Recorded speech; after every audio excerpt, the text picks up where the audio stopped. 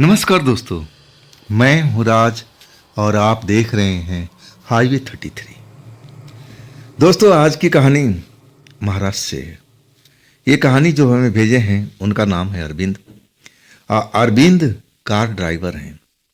वो बताते हैं कि मैं एक नई जगह पर अपने शहर से थोड़ा हट करके एक छोटा शहर था और वहाँ पर मैं नौकरी करने गया था। और तब साल था 2005 का, मतलब एक लंबा अरसा अब ये बीत चुका है। तो हुआ क्या था अरविंद जी के साथ में, आइए अब विस्तार से इनकी कहानी के बारे में जानते हैं। अरविंद जी बताते हैं कि वो साल 2005 का था और मैं ड्राइवर का नौकरी करता था। लेकिन जब मैं पुराने काम पर नौकरी करता था ना, हटने का कारण था कि वो मेरा मालिक थोड़ा कंजूस था और एडवांस तो कभी देता नहीं था, और दूसरी सैलरी बहुत लेट देता था और कई बार तो दो बार में करके देता था। इसलिए मेरा मन जो था ना भड़क गया था। मैं एक अच्छी नौकरी की तलाश कर रहा था। अभी मेरी ज़्यादा उम्र थी नहीं, 27 साल की थी और अभी मेरा शादी ब्याह भी नहीं हुआ था। अभी तो आगे मेरी बहन की शादी थी, इसके बाद मेरा शादी में अभी टाइम अब लगना था। अब पैसे कौन कमाना नहीं चाहता है? पैसे के लिए तो सब काम करते हैं। जब अच्छा पैसा ना मिले तो काम करना बेकार ही है। मैं खैर, मेरे दोस्तों ने मेरा मदद किया और एक नए काम के बारे में बताया जो हमारे शहर से अब अगले शहर में था। एक छोटा शहर था और उसमें मुझे जाना था। पहले तो मैं जा कर के अब उस काम के बारे में जानकारी लिया कि कैसा काम है। काम तो ड्राइवरी का था, लेकिन अब रहने का इंतजाम है, खाने का इंतजाम है, कैसा है, पूरी जानकारी में लेना गया था। एक तरह से मेरा इंटरव्यू भी हो रहा था। अब उस घर के बारे में बता दूं, अब वो घर तो एक बंगला की तरह था, लेकिन था पुराना। आगे से कोई भी देखता ना तो जरूर कहता कि ये बंगले को अब कोई रहता ही नहीं होगा। अब इसमें बरसात के पानी से काला काला निशान अब पड़े हुए थे, दाग धब्बे पड़े हुए थे। लेकिन मैं जब लॉन में गया, उसमें बता दूं कि लॉन भी था छोटा सा और कार का पार्किंग भी था और अंदर गैराज भी था। एक ही कार थी वहां पर मैंने जो देखा था। अब उस घर में 3 लोग रहते थे। एक तो बूढ़ी औरत थी जिसका उम्र लगभग 55-60 साल के आसपास होगा, लेकिन देखने में अब गजब की फुर्ती थी उसके शरीर में। और उसकी एक बेटी थी और बेटी का पति भी इसी घर में रहता था। मतलब वो जो ओल्ड लेडी थी ना, अब उसका कोई बेटा वटा नहीं था, एक बेटी थी और अपने दामाद के साथ इस घर में रहती थी। अब पैसा कहाँ से आता था, अब इसके बारे में मुझे कुछ पता नहीं था। अब इतना बड़ा घर था, लेकिन जब मैं अंदर गया था ना तो अंदर देख करके मैं थोड़ा भौचक्का जरूर रह गया था। बाहर से देखने में वो घर अब इतना गंदा सा लग रहा था, लेकिन अंदर में साफ सुथरा चमकता हुआ था। अंदर कई कमरे थे, बड़ा सा कोठी था तो कमरे तो कई होंगे। खैर, मेरा जो इंटरव्यू था अब उस घर का जो दामाद था उसने लिया था। कहाँ काम करते हो, कब से करते हो, सब मैंने विस्तार से बता दिया था। और तब मैं अपने सवाल पर आ गया कि आप बताइए, मैं तो दूसरे शहर का हूँ, अब मुझे जो मेरे दोस्तों ने बताया है कि रहने का इंतजाम यहीं पर होगा। बोला हाँ हाँ चलिए मैं आपको दिखा दूं। वही गैराज था जो लॉन के बगल में था, जो कार खड़ी करने की जगह था। वो आया, वो गैराज में अब जाने लगा तो मेरा माथा ठनक गया कि कहीं गैराज में रुकने के तो नहीं बोल रहा है। लेकिन गैराज के अंदर एक दरवाजा था। दरवाजा खोल करके जब अंदर गया ना, तब एक छोटा सा कमरा था। कहने लगा कि देखिए ये आपका कमरा है। हाँ, थोड़ा सा अभी गंदगी होगी क्योंकि काफ़ी दिनों से यहाँ कोई था नहीं ना, हम लोग भी बाहर में थे, तो साफ सुफ अब आप ही करना पड़ेगा। मैं देख लिया, रहने लायक था वहाँ पर, ऐसी कोई दिक्कत कोई परेशानी नहीं थी। और कोठी थी, बड़ी सी कोठी थी, आगे लॉन भी था। अब पैसा भी मुझे अब सही मिल रहा था। जो मैं पुरानी नौकरी छोड़ के आया था उससे 1.5 गुना ज़्यादा पैसे मुझे मिल रहा था। मैंने हाँ कर दिया। अब मैं बोला कि बस मैं 2 दिन का टाइम दीजिए और मैं अपना बोरिया बिस्तर लेकर के आ जाऊंगा। वाकई में मुझे बड़ा खुशी हो रही थी कि चलो मुझे अब एक अच्छी सी नौकरी मिल गई और पैसा भी अच्छा मिल रहा है। हाँ, मैंने पैसे की जरूर बात किया था कि मुझे टाइम पर सैलरी चाहिए, कोई एक तारीख मुझे बता दीजिए, 1 तारीख से लेकर के 10 तारीख तक बीच में मुझे पैसा चाहिए। हाँ, तब वो दामाद हंसते हुए कहने लगे, तुम इसकी टेंशन मत करो, जब तुम्हें चाहिए पैसा मुझे मांग लेना, पैसा मैं जब कहोगे मैं दे दूंगा। वाकई में मुझे लगा कि सही में अब उस घर का जो दामाद है ना, अब उस घर का मालिक है। और दिलदार आदमी, हंसता मुस्कुराता चेहरा था। और उसकी जो पत्नी थी, अब उसकी उम्र लगभग मेरे ही बराबर होगी, अब 26-27 साल के आसपास होगा। लेकिन अभी बच्चा उच्चा उसका कोई नहीं था। और वो जो बूढ़ी औरत थी, हाँ देखने में जरूर बूढ़ी थी लेकिन गजब की फुर्तीली थी, बहुत तेज चलती थी। लेकिन एक चीज मैंने नोट किया, उस घर में कोई नौकर नौकरानी था ही नहीं, बिल्कुल जैसे 3 लोग का ही पूरा परिवार था उसमें। खैर, हमें क्या करना था, मैं तो ड्राइवर आदमी, अब अपना काम करना, इसके बाद में आराम करना, यही तो मेरा काम था। अब आखिरकार 2 दिन के बाद मैं अपना थोड़ा बहुत सामान लेकर के अब आ गया था। लेकिन जब आया ना तो कमरा मुझे साफ दिखा, जो उसमें गंदगी थी हट चुकी थी। मुझे लगा कि अब घर के मालिक जो हैं, लड़का या दामाद या जो भी ये बेटी होगी, साफ सफाई कर दिया होगा। चलो, इसके बाद मैं अपना बोरिया बिस्तर उस घर में लगा लिया था। अब छोटा सा परिवार था। ज़्यादातर अब मैं देखा कि जब मैं कार लेके जाता था वो दामाद ही जाता था। अब कोई बड़े शहर में निकल जाता तो सुबह हम निकलते थे, शाम तक लौट आते थे। अब उसका कोई काम धाम रहा होगा जो कर रहा होगा, लेकिन ये ज़्यादा दिन तक चला नहीं। इसके बाद जो दामाद था ना, वो कहने लगा कि मुझे एयरपोर्ट छोड़ के आना है। तब मैंने पूछा कि बाबूजी आप दूसरे शहर में रहते हो क्या? तब वो मुस्कुरा के कहने लगा, नहीं नहीं, मैं दूसरे शहर नहीं, मैं विदेश में रहता हूँ और 6 महीना साल भर में मैं आता रहता हूँ।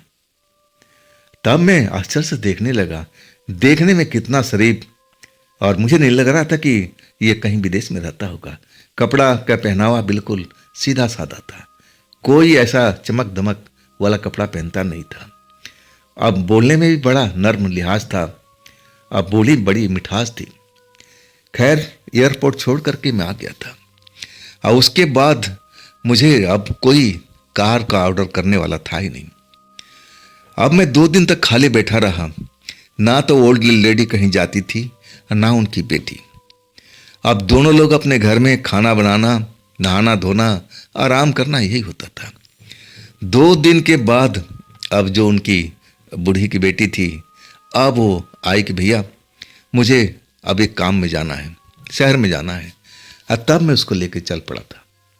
रास्ते में अब वो मेरे बारे में पूछती रही कि भैया शादी वादी हुई है? तब मैंने कहा कि नहीं, अभी मेरी शादी नहीं हुई, अभी तो मेरा बहन का नंबर है, अब बहन की शादी होने के बाद मेरी शादी होगी। अब इस तरह के छोटे मोटे अब सवाल पूछ रही थी। तब मैंने पूछा उससे कि आप दोनों लोग इस घर में रहते हैं और इसके अलावा आपका कोई परिवार नहीं है? लड़की थोड़ी उदास हो गई, कहने लगी कि भैया छोड़ो ना इस बात को, रहने दो, कुछ और बात करते हैं। अब बात को उसने एक तरह से टाल दिया था। अब मैं भी चुप रह गया, मैं ड्राइवर आदमी, मुझे उनके परिवार में क्या इंटरेस्ट, मेरे तो अपनी नौकरी प्यारी थी, मुझे अपना नौकरी करना था। और आखिरकार वो कुछ सामान परचेज करके ले आई थी, खाने पीने का, कुछ कपड़े लत्ते। इसके बाद मैं बिल्कुल खाली हो गया था, मेरे पास में कोई काम था ही नहीं। अब मैं कभी लॉन में आ जाता, कभी कुर्सी डाल के बैठ जाता, कभी गाड़ी वाड़ी साफ कर लेता, समय अपना काटता रहता था और उसी कमरे में सोता था। मुझे याद है कि वो बरसात वाली रात थी, अचानक मौसम बिगड़ चुका था और वैसे तो गर्मी का दिन था और ऐसा कोई दिक्कत परेशानी उस कमरे में नहीं हो रही थी। पंखा था मेरे पास में, पंखा चलता था, हवा आता था, गर्मी मुझे एहसास भी नहीं होती थी। खैर, वो बरसात वाली रात थी और बादल और बिजली बहुत एक तरफ से चमक रहे थे, कड़क रहे थे। रात का करीब 11 बज रहा था और वो जो मेरा कमरा था ना, उसकी बगल में एक दरवाजा बना हुआ था, बड़ा सा दरवाजा था, लकड़ी का मजबूत दरवाजा। अब मुझे लगता था कि वो दरवाज़ा अंदर के कोठी में खुलता होगा। अब जो भी मालिक वाले जो पहले होते होंगे वो दरवाज़ा खोल करके गैराज में अपने आ जाते होंगे। अब गैराज में अपना कार में बैठ करके अब फिर बाहर निकल जाते थे। शायद इसलिए इतना बड़ा दरवाज़ा लगा हुआ था। वो कोठी में एक तरह से अब आने जाने का रास्ता था मालिकों के लिए, लेकिन वो जब से मैं आया कभी उसको खुले हुए नहीं दिखा। अब मुझे भी नहीं लग रहा था कि दरवाज़ा कभी अब खोला गया हो फिलहाल में। खैर मुझे उससे कोई मतलब नहीं थी, ना कोई परेशानी थी, लेकिन वो दरवाज़ा था ना मेरे कमरे के अंदर नहीं खुलता था। अब मैंने इस बात को नोट किया था। मैं पूछना चाहता था कि आखिर ये दरवाज़ा किसके लिए है, लेकिन मैं इतना तो जान चुका था कि दरवाज़ा अंदर से मालिक वालिक जो भी आते होंगे अब गैराज में सीधा पहुंच जाते थे। अब ऐसे न तो घूम के पूरा आना होता था। खैर उस बरसात वाली की रात का जिक्र कर रहा था मैं। अब बरसात की रात थी। अब एक तरह से मौसम बिगड़ा हुआ था। अब मैं अपना बिस्तर पर आराम कर रहा था। रात के करीब 10 बज चुका था। अचानक अब वो जो दरवाज़ा था ना, ऐसा लगा कि दरवाजे पर कोई है, अंदर से कोई खोलने का कोशिश कर रहा है, ऐसा कुछ मेरे को आवाज़ आए। खैर मैं अब दरवाजे पर आहट सुना ना तो सतर्क हो गया कि क्या कोई दरवाज़ा खोलने की कोशिश कर रहा। लेकिन ये आवाज़ थोड़ी देर ही चली और इसके बाद सब कुछ शांत हो गया था। मुझे लगा कि अंदर में अब वही लड़की होगी, साफ सफाई कर रही होगी, हाथ वाथ लग गया होगा और दरवाजे पर वही आवाज़ मुझे सुनाई दिया होगा। खैर मैं अब सो चुका था और बीच में मैं बाथरूम करने उठा तब भी बारिश बहुत तेजी से चल रही थी, बिजली भी चमक रही थी। अब मैं बाथरूम करके जब आया अपने बिस्तर पर तो मैं घड़ी देखा, रात के 12 से ऊपर का टाइम हो चुका था। नींद लग रही थी। अब बारिश का अब एक तरह से मौसम भी था। बारिश अपना जोरों शोर से बरस रही थी और मैं अपने बिस्तर पर आकर के लेट चुका था। और तभी उसी दरवाजे पर जो बंद दरवाजा था ना, अंदर से कोई दस्तक दे रहा था। मैं पहली बार जब आवाज़ सुना ना तो मुझे लगा कि बिजली की जो कड़क सुनाई दे रही थी शायद उसी का असर है। लेकिन मैं जब ध्यान दिया ना तब मुझे पता लगा कि अरे अंदर से कोई दरवाजे को दस्तक दे रहा है। कौन हो सकता है? अब मैं दरवाजे के पास आकर के खड़ा हो गया। वाकई में जैसे कोई अंदर से अब हाथ से दरवाजे को ठोक रहा है कि कोई है बाहर में, अब दरवाजा खोल दे। लेकिन बाहर से उसमें ऐसा कोई था ही नहीं। जो कुछ था अंदर से सिस्टम था बंद करने का, खोलने का, बाहर से वैसा कुछ था नहीं। तो जो भी दरवाजा बंद था अंदर से ही बंद था। लेकिन ये दरवाजे पर दस्तक क्यों हो रही थी? कौन हो सकता है?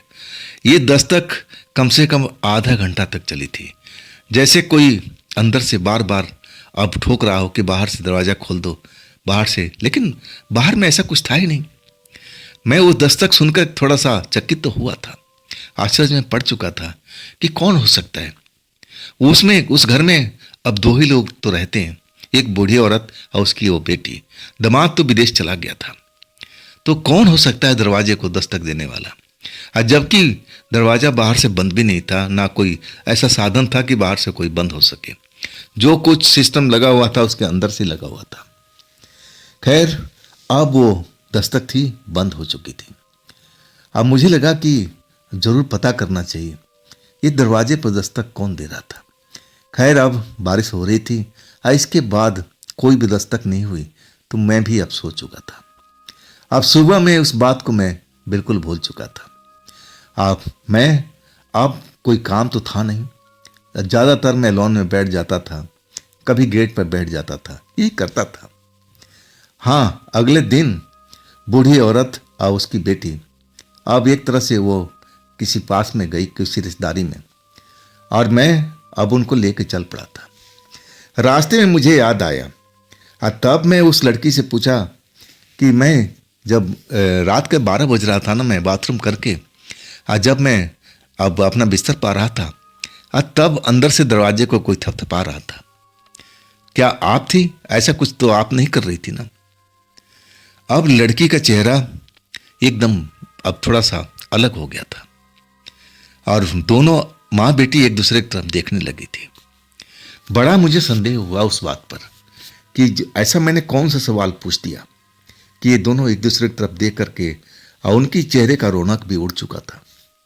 ऐसा कोई भारी सवाल तो पूछा नहीं। तब जवाब लड़की ने नहीं, उसकी बूढ़ी माँ ने दिया।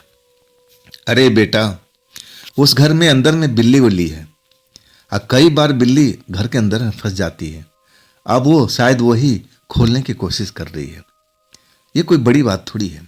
अब हमारे अलावा उस घर में अब कोई और तो है नहीं। जरूर बिल्ली का ही काम होगा। मैंने भी विश्वास कर लिया कि हो सकता है कि बिल्ली ही हो। अब बात खत्म हो चुकी थी। अब उस घर में मुझे नौकरी करते हुए 15 दिन बीत चुका था। खाना मुझे लड़की बना के देती थी। खाना नाश्ता जो भी था सब कुछ मुझे बना बनाया मिल जाता था। मुझे कोई अब बाहर से खाने की जरूरत नहीं थी।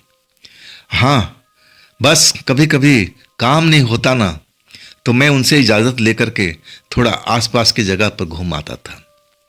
और एक जगह पर मुझे कुछ लोग अब बैठे हुए दिखाई दे रहे थे कोठी के आगे, तो मैं भी जाकर उनके पास में खड़ा हो गया। वो आपस में बात कर रहे थे। अब मुझे देख कर कहने लगे, भैया आपको हमने पहचाना नहीं। मैंने बोला जी, अब मैं बंगला नंबर 13 का ड्राइवर हूँ, नया हूँ, 15 दिन ही हुआ है। वो मेरी तरफ झोंक करके देखने लगे जैसे मैं उनके सामने में कोई अजूबा हूँ। और फिर वो अपनी बात खत्म करके, मुझे लग रहा था कि आसपास के घरों में काम करने वाले अब हमारी तरह सर्वेंट थे, मैं ड्राइवर था, वो कुछ और कुछ करते होंगे। अपनी बात खत्म करके अपने अपने अब कुटियों में लौट गए थे।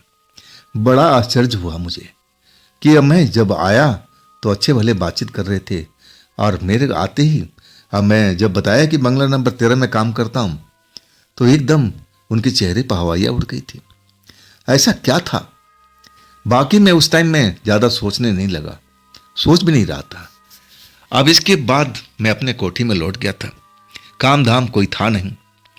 रात हो गई। खाना पीना खाने के बाद जब मैं अपने उसी गैराज वाले कमरे में आकर के लेट गया था, तभी मुझे लगा कि अंदर में कोई आवाज़ आ रही है, कई लोग जैसे बात कर रहे हों। मैं आवाज़ को सुनने को, उसी दरवाजे से आवाज़ आ रही थी। अब मैं सुनने की कोशिश करने लगा, तब मुझे लगा कि कोई पुरुष भी है। तो मैं समझा कि शायद उनका लड़का यानी दामाद तो नहीं आ गया। लेकिन वो आवाज़ उसकी नहीं थी। उसकी आवाज़ को मैं पहचानता था। बड़ा मीठी मधुर आवाज़ थी। आवाज़ थोड़ा भारीपन लिए हुए था। आखिर कौन हो सकता है? अब मैं उसके आते हुए क्यों नहीं देखा? शायद मैं अंदर कमरे में होगा और तभी वो आ गया होगा। खैर, इसके बारे में कल मैं जानकारी लूँगा। अब मेरी जो नींद थी ना, सुबह में खुल जाती थी 6 बजे के आसपास में। इसके बाद मैं लॉन में थोड़ा सा घूमता था, टहलता था। जब मैं उस टाइम में टहल रहा था ना, तभी कोठी का मेन गेट का दरवाज़ा खुला। जैसे दरवाज़ा खुला तो मैं देखा कि वो बूढ़ी औरत और वो उसकी बेटी, एक तीसरा शख्स को जो देखा ना, तो मैं समझ नहीं पाया कि ये कौन हो सकता है। बड़ी बड़ी दाढ़ी थी, बड़े बड़े बाल थे और साधु वाला जैसे कपड़ा पहन रखा था, गले में माला वाला सब डाले हुए, और उसके हाथ में अब एक बैग भी था। वो बैग अपने कंधे पर डाल करके अब बाहर खड़ा हो गया।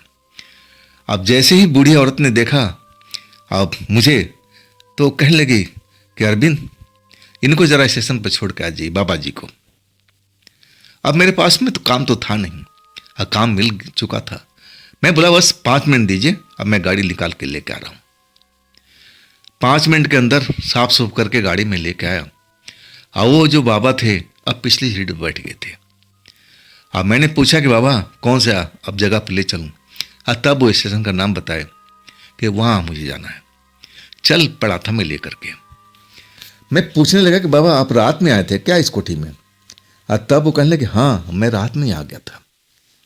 तब मैंने कहा बाबा आपकी मैं आवाज़ सुना था, आप रात में अब कुछ ऊंची आवाज़ में बात कर रहे थे। तब वो बाबा मुझे घूर के देखने लगे और कहने लगे कि अरे भैया, ड्राइवर हो ना तो ड्राइवर की तरह रहो। आप किसी के घर में ताक झाँक करना, आवाज़ें सुननी, ये उचित नहीं है। अब एक तरह से मुझे उन्होंने डांट दिया था। अब मैं भी अपना समझ गया था कि वाकई में अब मुझे किसी के घर में ताक झाक नहीं करना चाहिए। मैं हूँ ड्राइवर, नौकर हूँ एक तरह से। आखिरकार स्टेशन पर छोड़ करके अब मैं लौट चुका था, लेकिन उस साधु बाबा के बारे में सोच रहा था कि आखिर उस घर में क्यों आए थे, ऐसा क्या काम कर रहे थे उस घर में, और ये तेज तेज आवाज क्यों आ रही थी। रात हो गई थी, खाना पीना खा करके अपने अब बिस्तर पर अब लेट चुका था। 11 बजा, 12 बजा, 12 साढ़े 12 बजे के आसपास मेरी नींद खुलती थी। मुझे एक बार बाथरूम जाने का अब जरूरत पड़ती थी, और वही बाथरूम से लौट करके जब मैं अपने बिस्तर पर आया, जैसे ही बिस्तर पर चारपाई पर लेटा और उसी दरवाजे पर उस रात जैसे बरसात वाली रात थी ना, वैसे ही कोई दस्तक दे रहा था। जोर जोर से अंदर से दरवाजा पीट रहा था, जैसे मैं बाहर से हूं और दरवाजा खोल दूं। जब मैंने ये आवाज सुना ना, तो मैं अपने चारपाई से उठ गया था। उस दरवाजे के पास में जाकर के खड़ा हो गया और महसूस करने की कोशिश करने लगा कि ऐसा क्यों हो रहा है।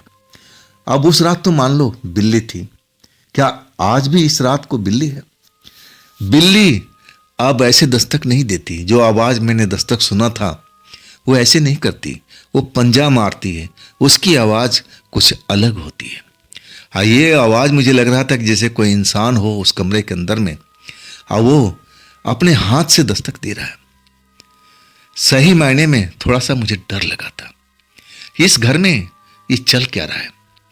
उस रात भी ऐसे ही आवाज सुना था और आज भी ऐसा आवाज सुन रहा हूं। बात क्या है?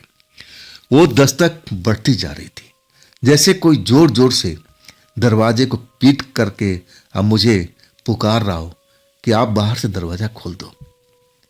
लेकिन बाहर में कोई सिस्टम था ही नहीं, जो कुछ था अंदर से था। तो वो जो दस्तक थी कम से कम आधा पौन घंटा तक चलती रही। अब फिर उस बूढ़ी औरत की आवाज सुनाई पड़ी।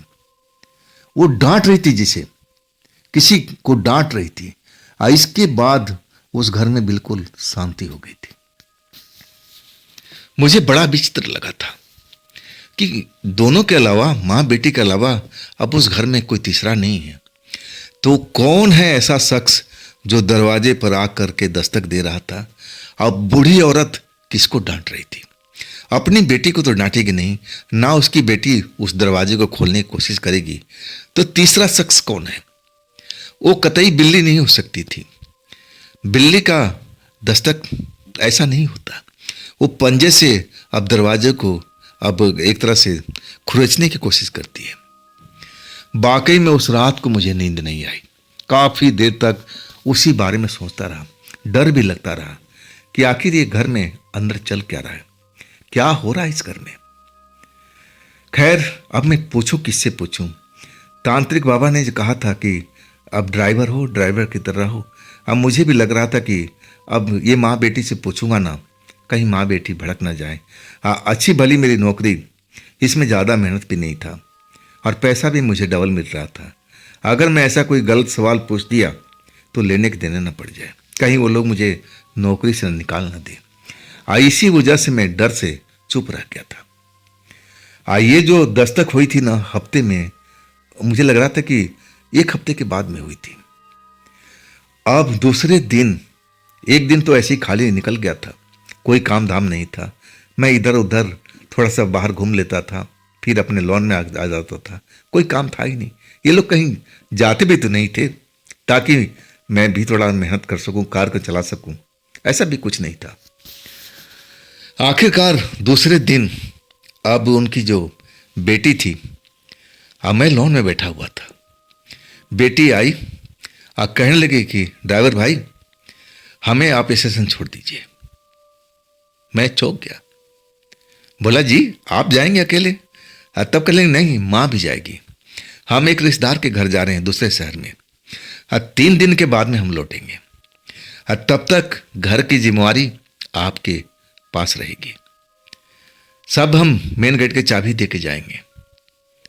सही मायने में अब मैं पूछने वाला था उसी रात की कहानी को, लेकिन मैं कुछ सोच समझ करके अपने मुंह पर लगाम दे चुका था। अब मैं एकदम शांत रह गया। खैर, अब वो माँ बेटी एक तरह से तैयार होकर कार में बैठ चुकी थी। अब मैं उनको स्टेशन छोड़ करके अब आ चुका था। मेन गेट की चाबी, अब घर की चाबी मेरे पास में थी। अब दरवाजा तो मेन गेट पर ही बंद होता था। अब तो मेरे पास में चाबी आ गई थी। अब 3 दिन का मेरे पास में टाइम था। अब 3 दिन के अंदर में मुझे अब पता करना था कि उन दोनों के अलावा उस घर में तीसरा कौन रहता है। अब मैं इस खोजबीन में आते ही लग गया था। मैं अंदर के कमरे में, कमरे तो उसमें कई थे, उसमें सारे कमरे खुले होते थे। और बताऊं कि मैं एक एक कमरे का निरीक्षण कर चुका था। ऐसा मुझे संदेह वाला कोई वस्तु, संदेह वाला बात कोई नजर ही नहीं आया। उस कमरे में मैं आकर के अच्छी तरह से देखभाल लिया था। जिस कमरे में वो दरवाजा था जो मेरे गैरेज वाले रूम में खुलता था, उसमें एक पुराना सा बड़ा सा विशाल पलंग बिछा हुआ था और उसमें गद्दे फद्दे लगे हुए थे। अब एक तरह से घर वो सजा हुआ था। लेकिन मैं पलंग के नीचे झांक के देख लिया, लकड़ी का अलमारी था, खोल के देख लिया, कोई भी ऐसा अब मुझे संदेह वाला बात नजर नहीं है। और वो दरवाज़ा भी मैंने देखा। मैं उस दरवाजे को जो मेरे कमरे के अंदर खुलता था, वो अंदर से सांकल लगा हुआ था और उस सांकल में कोई ताला नहीं था। उस सांकल में एक लोहे की अब एक नट बोल्ट लगा था, पुराना सा नट बोल्ट से जैसे उसको लॉक किया गया था और उसमें एक लाल धागा भी बांधा हुआ था। मैं समझ नहीं पाया था कि सब क्या है, ये लाल धागा उसमें क्यों बंधा हुआ है। अब सांकल लगी हुई थी, सांकल के अंदर में अब वो पुराना सा नट बोल्ट क्यों लगा हुआ है। लगाना ही होता तो ताला लगा देते, लेकिन ताला नहीं था उसमें। खैर मैं पूरा कोठी में घूम चुका था। अब ऐसा कोई संदेह वाला चीज मुझे नजर नहीं आया। अब मुझे अब यही लगने लगा था कि शायद बिल्ली होगी। मालकिन सही कहती है, बूढ़ी मालकिन, उनकी बेटी भी सही कहती है। उस घर में बिल्लियों का अब आतंक होगा, बिल्ली आती होगी। अब मैं भी यही समझ चुका था। मैं रात को अब अपने कमरे में सो रहा था। अब वही बाथरूम करने के लिए 12-12:30 मेरी नींद खुलती थी। बाथरूम से आकर के जैसे ही मैं अपने बिस्तर पर लेट रहा था, तभी वैसे ही दस्तक हुई अंदर से, जैसे कोई दरवाजे को पीट रहा है। अब तो मेरी अब जो जान थी ना, एक बार तो सूझ चुकी थी कि मैं दिन में अच्छी तरह से उस कमरे को, हर घर को चेक कर लिया हूं। कहीं पर कोई ऐसा अब मुझे चीज दिखाई नहीं पड़ा। तो ये अंदर से कौन दस्तक दे रहा है? क्या आज भी बिल्ली है? मैं चारपाई में बैठ गया था, दस्तक को सुन रहा था। जब थोड़ा देर लगने लगा कि ये बिल्ली का दस्तक नहीं हो सकता, ये जैसे कोई हाथ की आवाज है, जैसे थपथपा रहा है दरवाजे पर। अब मेरे डर के मारे बुरा हाल था उस टाइम में। कौन हो सकता है भाई? उस घर में कौन रहे? अब इसका दोनों लोग तो चले गए थे, बेटा अब विदेश चला गया था, तो अब तीसरा चौथा शख्स कौन हो सकता है उस घर में? अब मुझे तो दिन में नजर नहीं आया। मैं दरवाजे के पास अब हिम्मत करके आ चुका था। जैसे ही दस्तक आई, मैं बोल पड़ा, कौन है अंदर? कमरे के अंदर में कौन दरवाजा थपथपा रहा है? जैसे ही मैं बोला ना, आवाज बिल्कुल शांत हो गई थी। जो भी थपथपा रहा था दरवाजा ना, अब थोड़ी देर के लिए शांति अब हो चुकी थी। मैं बड़ा आश्चर्य में था, डर भी और एक तरह से लग रहा था। दिल की धड़कन बढ़ी हुई थी। आखिर कौन है कमरे के अंदर में? अगर कोई होता तो मुझे दिन के टाइम जरूर दिखाई देता। और मैं दरवाजे के पास ही था, तभी सिसकने की आवाज सुनाई देने लगी। आप जैसे ही सिसकने की आवाज, रोने की आवाज सुनाई देने लगी अंदर से, वो किसी औरत या लड़की की आवाज थी। जैसे उस कमरे के अंदर में कोई लड़की हो और वो रो रही हो, कुछ तेजी से, और फिर वो सिसकने लगती थी। मुझे तो खौफ से मैं भर चुका था। ये क्या हो रहा है इस घर में? ये आवाज पहले थपथपाने की, इसके बाद रोने की आवाज, कौन हो सकता है? मैं हिम्मत करके फिर दोबारा आवाज दिया, कौन है अंदर में? आप कौन हो? इस घर के मालिक तो अब रिश्तेदार के पास में गए थे। आप कौन है? इस घर के अंदर में आप क्या कर रही हो? वो आवाज जो सिसकने की थी, वो लगातार आती रही। सही मायने में मेरा हिम्मत अब एक तरह से टूट चुका था। डर लगने लगा था। मुझे लगने लगा कि इस घर में कोई भूत प्रेत का आतंक तो नहीं है। मुझे ऐसा ही ख्याल आया था। और इसके बाद तो मेरी हालत खराब हो गई थी। मेरा बदन कांपने लगा था और वो आवाज सिसकने की अभी भी आ रही थी। अचानक वो सिसकने की आवाज अब एक तरह से रुक चुकी थी। अब फिर एक आवाज आई, आप दरवाजा खोल सकते हैं क्या? आवाज बड़ी मीठी और बड़ी सुरीली थी। मैं अब क्या बताऊं कि मेरा हाल क्या हुआ था उस रात में। डर के मारे पसीना छूट रहा था। ये कौन हो सकती है भाई? घर के अंदर में घर के मालिक, अब एक तो गया विदेश, अब दो गए अपनी रिश्तेदारी में, तो तीसरी लड़की कहाँ कौन आ गई? वाकई में मेरी हिम्मत नहीं हो रही थी कि उस लड़की के सवालों का जवाब दूं। लड़की बार बार वही सवाल को दोहरा रही थी, कौन है बाहर? आप दरवाजा खोल सकते हैं क्या? आखिरकार मैं हिम्मत दिल को कड़ा करके दरवाजे के पास में आ गया।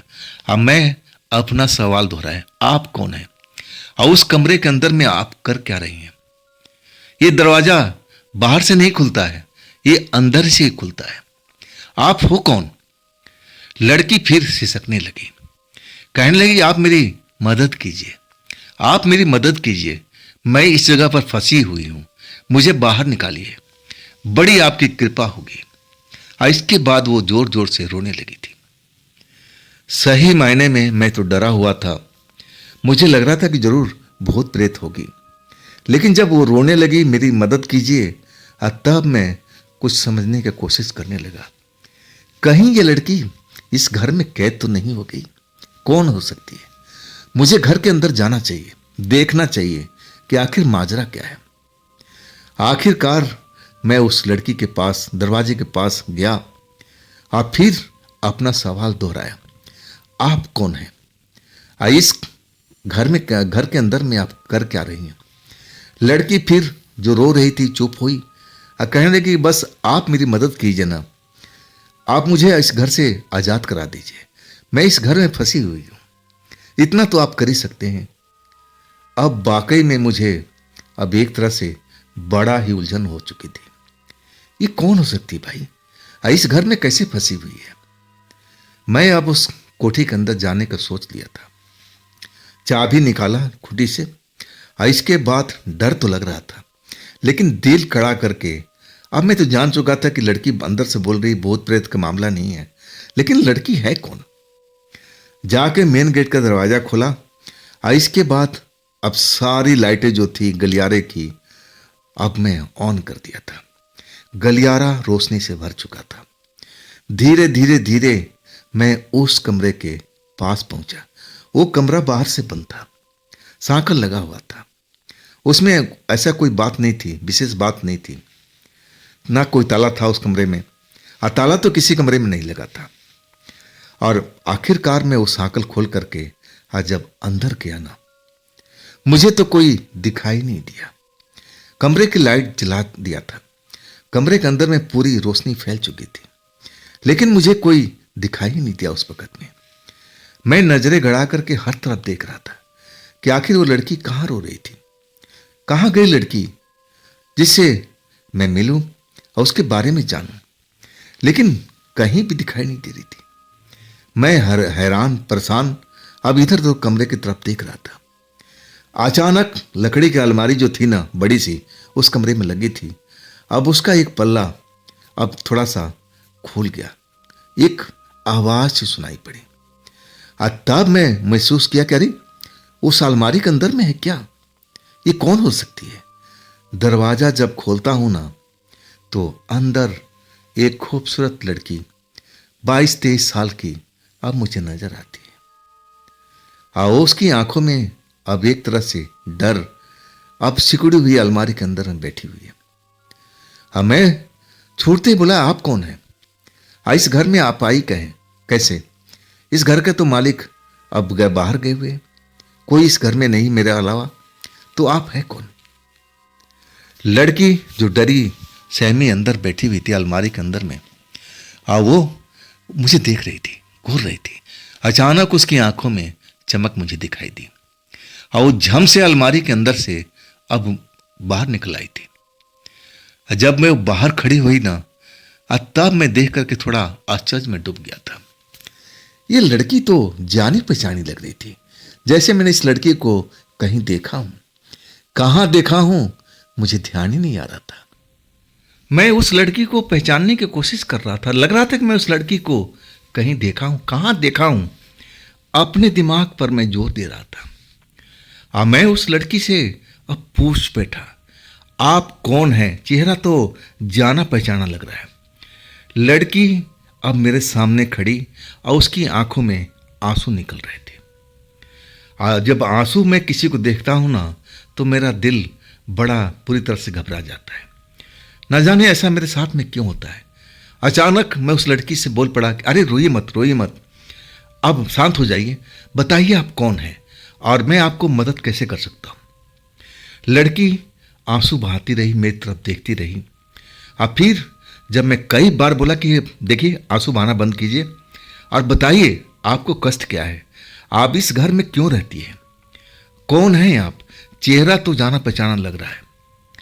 तब वो लड़की शांत हुई और कहने लगी कि देखिए भैया, मैं भी इस घर की बेटी हूं। मैंने बोला कि ना, कैसे हो सकता है, इस घर में तो एक ही बेटी है।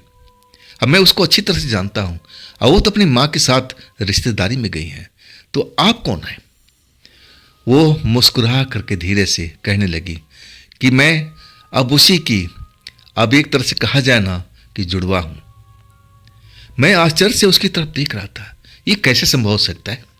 कोई अपने बहन को, अपनी कोई बेटी को अब इस घर में कोई बंद करके जाएगा? ना ना ना ना ना, मैं इस बात पर बिल्कुल यकीन नहीं कर रहा था। लेकिन तभी मुझे चेहरा अब मैं थोड़ा सा पहचानने लगा था। बिल्कुल जो उस घर में बेटी रहती थी उसी की तरह इसका चेहरा मोहरा लग रहा था। तभी मैं कहूं कि इसका चेहरा क्यों मुझे जाना पहचाना लग रहा है। बिल्कुल शक्ल मिलता जुलता था। जब मैं अब पूरा ध्यान से देखने लगा तब मुझे यकीन होने लगा, ये लड़की कहीं सच तो नहीं बोल रही है। आखिर उस लड़की के साथ में इसका चेहरा मेरा अब कैसे मिल रहा है। लड़की अब एक तरह से मुझे समझाने की कोशिश करने लगी कि देखिए, मैं इसी घर की बेटी हूं। अब मेरे साथ अब बहुत अन्याय हुआ है। मैं अब उस लड़की की तरफ देख रहा था, ये क्या बात कर रही है। एक तो इस घर में अपने परिवार के छोड़कर अब वो लोग कैसे चले जाएंगे। इस घर में मैंने इस लड़की को कभी देखा नहीं। अगर ये लड़की होती तो इतना दिन से मेरे नज़रों से थोड़ी छिपी रहती। मैं कहने लगा कि देखिए, चेहरा मोहरा तो जरूर उस लड़की के साथ में मिलती है, लेकिन अगर आप इस घर में रहती तो मुझे नज़र क्यों नहीं आई।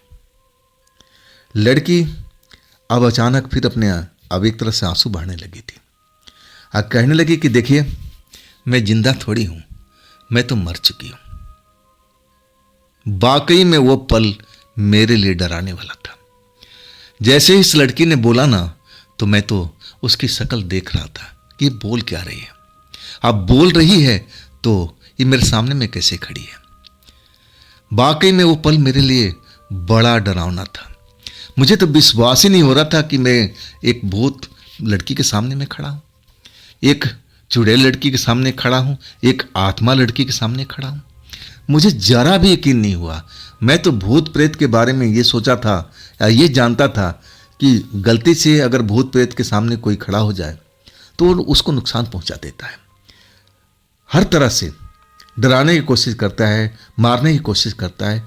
लेकिन मैं एक लड़की के सामने में खड़ा था और वो लड़की अपने आप को अब आत्मा कह रही थी, भूत कह रही थी कि मैं मर चुकी हूं सालों पहले। वो पल वाकई में मेरा जिसे डराने वाला था। मैं कांप गया था उसकी बात सुन करके।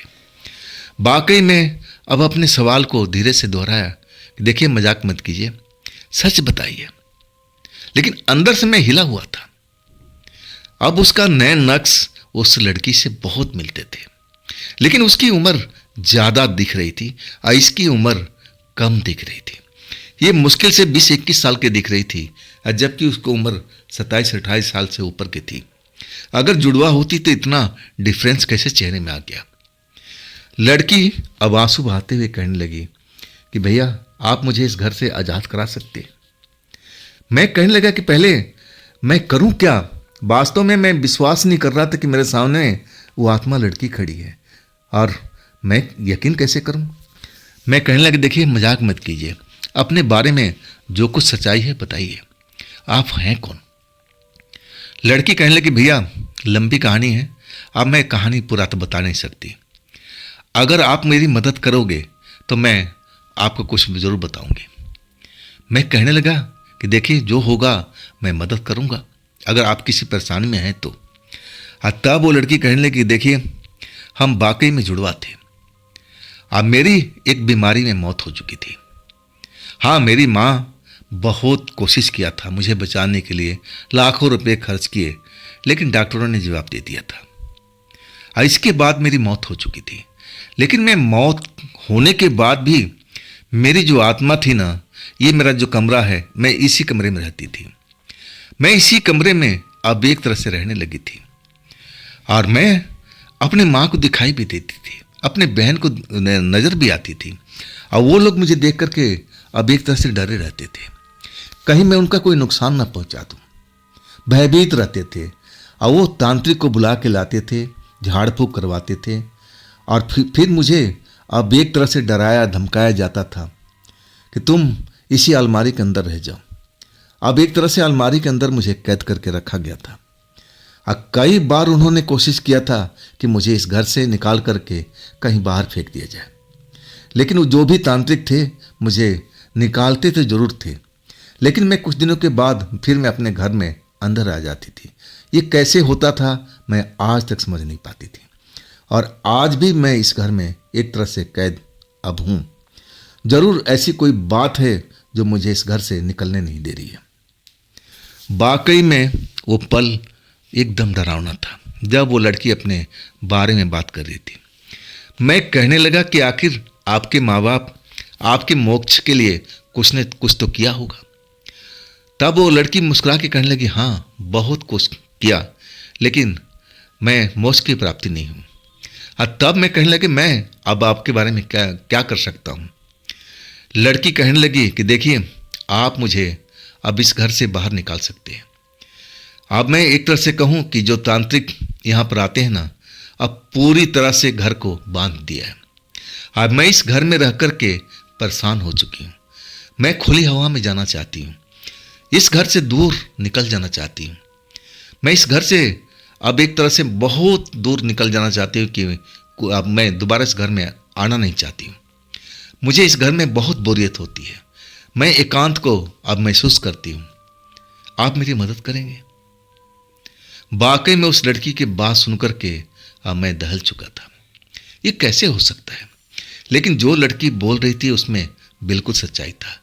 अब मैं कहने लगी बताइए मैं कैसे आपकी मदद करूं। तब वो लड़की कहने लगी देखिए ज़्यादा मुश्किल नहीं है, मेन दरवाजे पर उस लड़की ने बताया कि मेन दरवाजे पर तांत्रिकों ने कील ठोक रखा है, इसलिए वो उस दरवाजे को पार नहीं कर सकती। एक तरह से कहा जाए कि जितने दरवाजे थे अब बाहर निकलने का मेन दो ही थे, एक तो बैक साइड में था और एक मेन था। और दोनों दरवाजे पर अब एक तरह से तांत्रिकों ने बंदिश लगा रखी थी, कील से अब ठोक रखा था ताकि वो लड़की उसी घर में कैद होकर के रह जाए। इसीलिए वो निकल नहीं पा रही थी। लड़की जब कहने लगी कि आप उस कील को उखाड़ देंगे आगे का पीछे का, तो मैं इस घर से सदा के लिए निकल जाऊंगी और कभी भी इस घर में लौट के नहीं आऊंगी। आप ये करेंगे ना। मैं अब उस लड़की को अब देख रहा था। लड़की इतनी खूबसूरत अपनी बहन की तरह थी, लेकिन बहन उसकी अब ज़्यादा उम्र की लग रही थी। ये तो बड़ा हसीन खूबसूरत लड़की थी।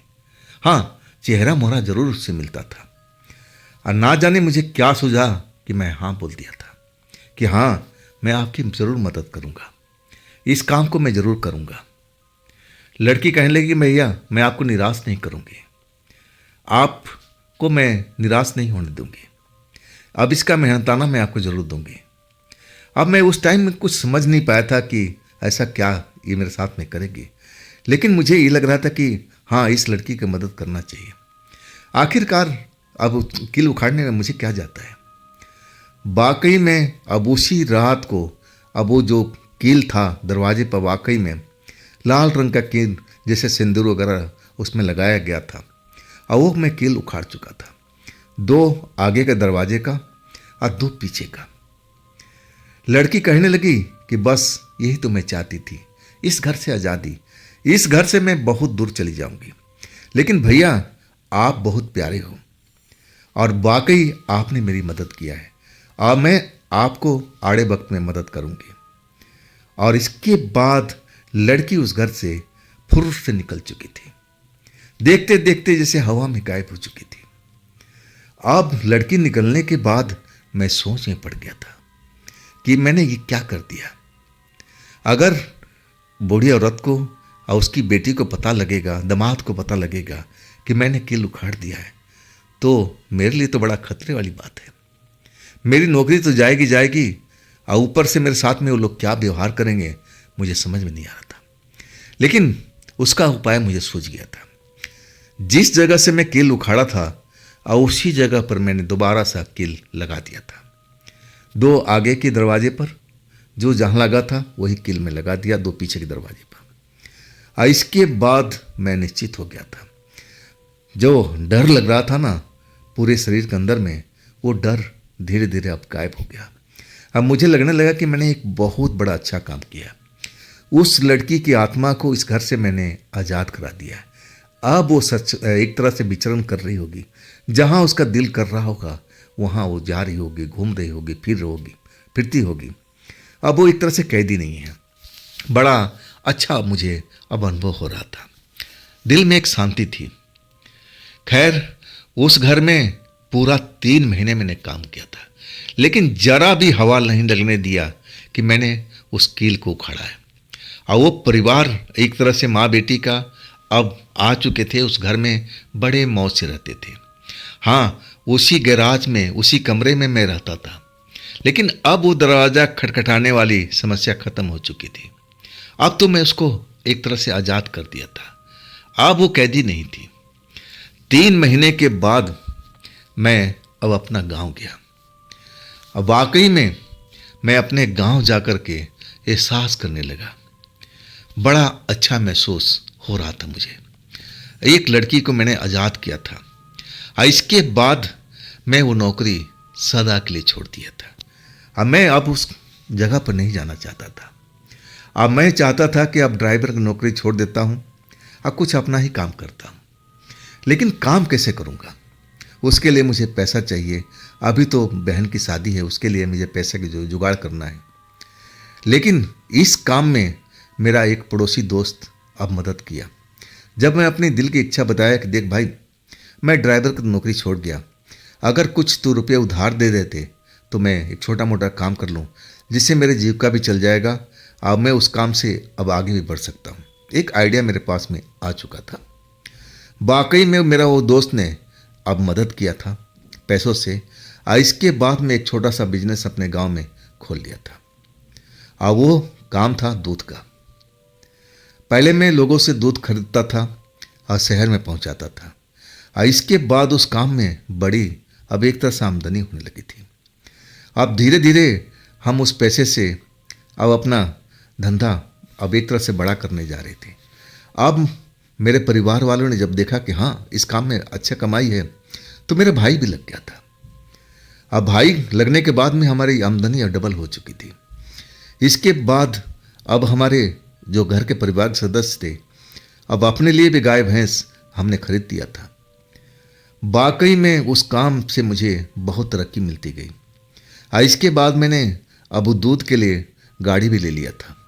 अब गांव से, बगल के गांव से दूध इकट्ठा करके शहर ले जाता था, और शहर में अच्छे मुनाफे बिकता था हमारी दूध। हाँ, इसके बाद उस लड़की से मेरी कभी मुलाकात नहीं हुई। वो लड़की एकदम आज़ाद हो गई थी। लेकिन मुझे लग रहा था कि वो लड़की ने बोली थी कि भैया आपको अब कोई तकलीफ नहीं होगी, आपका जो जीवन है ना अब आगे की तरफ बढ़ता रहेगा, अब आपको पैसे की कोई तंगी नहीं होगी। एक तरह से मुझे आशीर्वाद दिया था, और वो आज भी आशीर्वाद मेरे पर कायम है। हम उसी लाइन में हैं दूध की। अब हमने डेयरी खोल रखी, और हमारी डेयरी अच्छी खासी मुनाफा करती है। तो दोस्तों, ये थी अरविंद जी की अपनी कहानी।